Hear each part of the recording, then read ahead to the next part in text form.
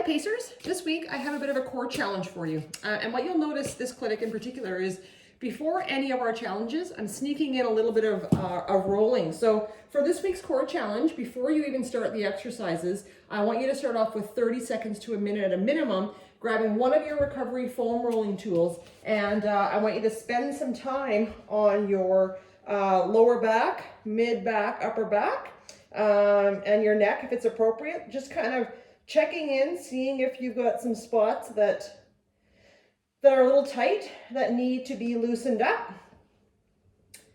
Okay, so if you have more time to spend rolling beforehand, that would be great. And if not, at the very minimum, I find what happens is just getting started is the hardest part.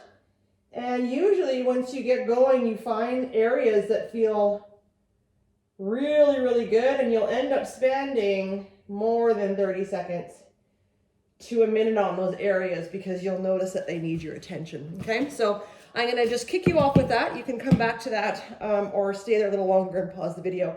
Next, we are going to work on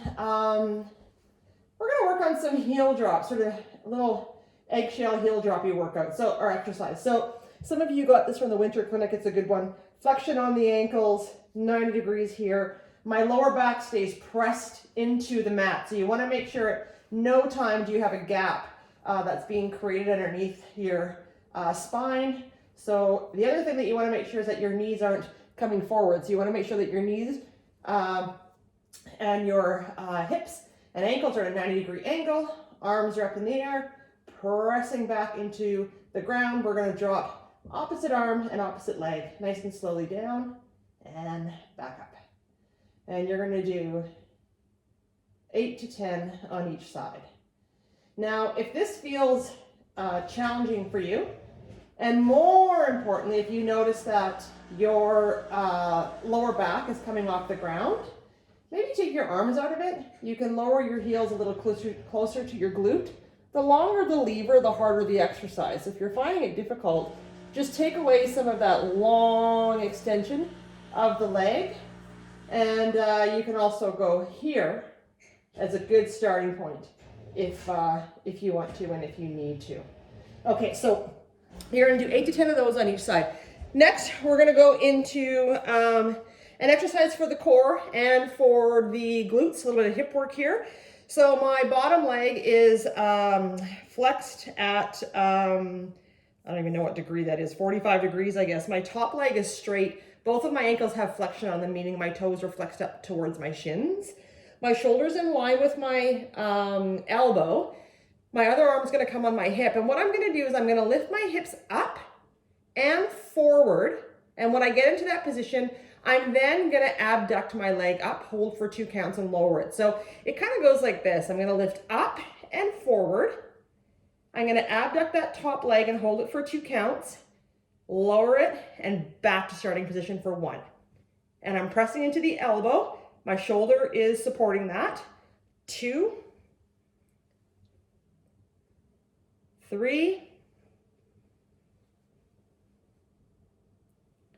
4, 5, and you'll do 6 to 10 on each side. I'll do 6 with you today, but you can do 6 to 10. We're going to switch sides, so get yourself set up. Shoulder in line with elbow, 45 degrees, flexion on the foot, the ankle joint rather. We're going to come up and forward and hold for 2 counts is 1, 2, 3, 4,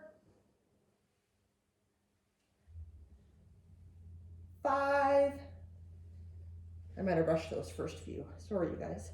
And 6. Next, we're going to go into a plank challenge. So different variations to your plank. If you don't plank a lot, you can start on your knees and your elbows.